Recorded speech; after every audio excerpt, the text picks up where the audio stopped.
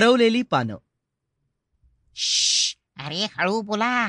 गबलू अस्वल्याला आपण इथे आल्याचं समजलं तर ते आपल्याला एवढ्या गुदगुल्या करेल की हसून हसून आपल्या पोटात दुखायला लागेल.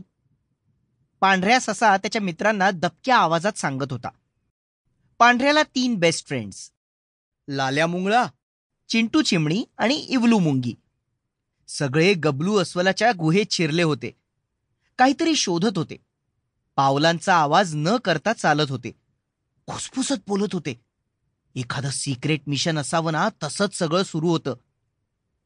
गबलू अस्वलाच्या गुहेत शिरायचं म्हटल्यावर लाल्या मुंगळ्याला खूप भीती वाटली.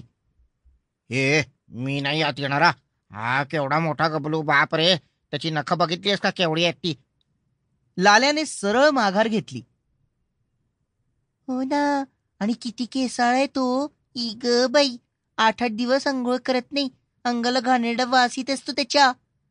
चिंटू चिमणी तिचा पंख नाकाला लावत म्हणाली.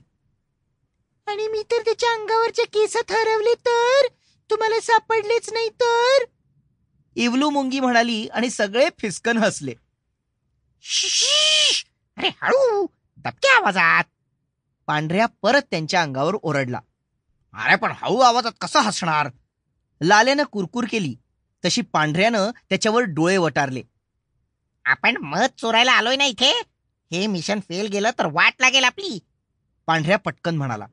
गबलू अस्वलाच्या गुहेतून मध शोधून ते चोरून नेणं म्हणजे वाघाच्या जबड्यात हात घालून त्याचे दात मोजण्यासारखंच होतं. तरीही पांढऱ्यानं हे धाडस करायचं ठरवलं होतं. मधापेक्षा ना मला साखर, शेंगदाणे, तांदूळ हेच जास्त आवडतं. Sample complete. Ready to continue?